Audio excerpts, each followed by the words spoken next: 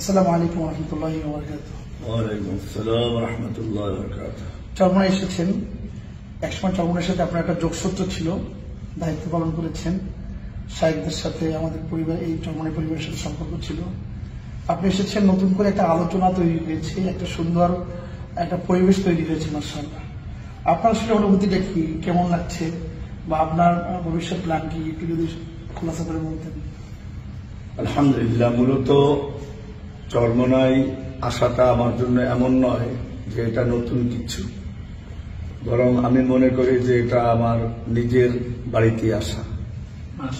চরমনায়ের সাথে মূলত আমাদের সম্পর্কটা শুধু আধ্যাত্মিক না, আমার মরহুম নানা মাওলানা কারি মফিজুর রহমান সাহেব এখানেরই খলিফা ছিলেন এবং ওনার শাহাদাতের পরে তার সুযোগ্য সন্তান মাওলানা আবু সালেহ হাফিজাহুল্লাহ তাআলা, মূলত ওনার প্রচেষ্টায় আমার মাদ্রাসায় পড়াশোনা করা।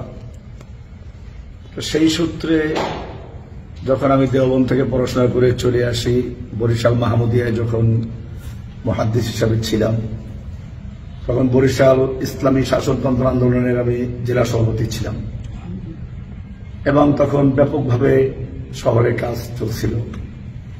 তো সেই সূত্রে এটা আমার নিজেরই প্রতিষ্ঠান। এরপরে যেটা হলো যে আসলে প্রত্যেকেরই একটা নিজস্ব কিছু চিন্তা চেতনা থাকে, মতভেদ থাকে, তো এটা ভিন্ন বিষয়। কিন্তু যেটা মৌলিক বিষয়টা হচ্ছে যে আত্মার ভিতরে যে সম্পর্কটা থাকে এটা কখনো দূর হয় না। আমি এটাকে এইভাবে তুলনা করি যে মানুষ সেই রুহু জগতে আল্লাহর পরিচয় লাভ করেছিল, অন্তরের ভিতরে যে আল্লাহর প্রতি ভালোবাসা, আল্লাহর স্বীকৃতি গাথা ছিল, দুনিয়াতে এসে হয়তো অনেক সময় মানুষ ভুলে যায়, কিন্তু বিপদে পড়লে ঠিকই এবার ওটা মনে পড়ে। তো আমি যখন কারাগারে বন্দী ছিলাম তখন মূলত বারবার আমার মনে পড়তো যে আমার স্মৃতিতে পিছনে কারা ছিল।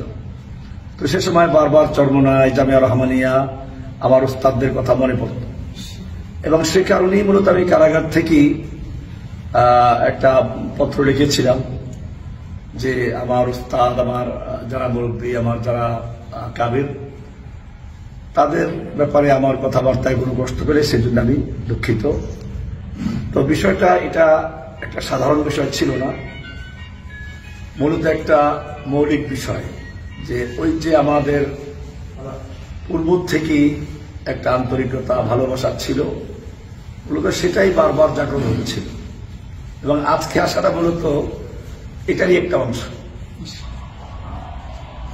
চরমনার বিষয়ে কিভাবে মূল্যায়ন করবেন, তার যে এখন বর্তমান ভূমিকা? আলহামদুলিল্লাহ, আসলে হচ্ছে কি, আমি যখন ওনাদের সাথে সাক্ষাৎ করলাম, সাইকেল চরমনাই এবং হযরত পীর সাহেব চরমনাইয়ের সাথে সাক্ষাৎ হলো, তাদের আন্তরিকতা, তাদের ভালোবাসা, এটা সত্যিই আমাকে চমৎকৃত করেছে।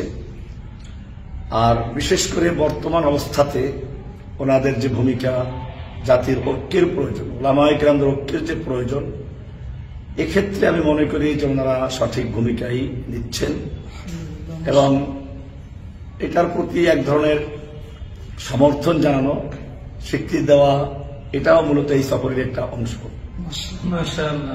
তো এজন্য, কারণ আমরা মনে করি যে উলামায়ে কেরাম যুগ যুগ ধরে অন্যদের নেতৃত্বে চলার কারণে একটা হীনমন্যতা, একটা দুর্বলতা তৈরি হয়েছে।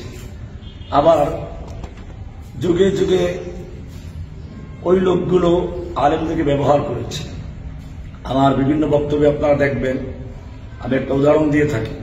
পাকিস্তান যখন স্বাধীন হলো, সে সময় আন্দোলন করেছিল উলামায়ে কেরামরা, আন্দোলন করেছিল ইসলামী শক্তিগুলো, এবং তার স্বীকৃতি স্বরূপ আমরা দেখি পশ্চিম পাকিস্তানের স্বাধীনতার পতাকা উড্ডীন করেছিল আল্লামা শিববির আহমদ উসমানী রহমতুল্লাহ আলাইহি, এবং তৎকালীন পূর্ব বাংলা পাকিস্তান অর্থাৎ বাংলাদেশ বর্তমান যেটা, এখানে স্বাধীনতা পতাকা উড্ডীন করেছিলেন আল্লামা জফর আহমদ উসমানী রহমতুল্লাহ আলাইহি। কিন্তু এই পর্যন্তই তাদের কৃতিত্ব শেষ হয়ে যায়, তাদেরকে আর ডাকা হয় না। এরপরে শাসন কার্যে কখনোই তাদের মূল্যায়ন করা হয়নি। একই অবস্থা বাংলাদেশের জুলাই আগস্ট আন্দোলন হয়েছে। এখানে ত্যাগ, কোরবানি, আন্দোলন, রক্ত দেওয়া সবকিছুই দীর্ঘ ইতিহাস রয়েছে ওলামায়ে কেরামদের। হ্যাঁ, এটার চূড়ান্ত পর্বে চলে গেছে ছাত্র জনতার মাধ্যমে। সেক্ষেত্রেও মাদ্রাসার ছাত্র, কওমি, আলিয়া সব রকমের ছাত্রদের অবদান ছিল। তো দেখা যায় এখানেও সেই একই রকম স্বীকৃতি দেওয়া হয়েছিল। প্রথম সবাইকে ডাকা হলো, ওলামায়ে কেরামদের সম্মান জানানো হলো, পরামর্শ নেওয়া হলো। কিন্তু তারপরে দেখা যায় বিভিন্ন কমিশন হচ্ছে, এখানে ওলামায়ে কেরামদের কোনো অবদান নেই, বরং তাদের পরামর্শ মূল্যায়ন করা হচ্ছে না।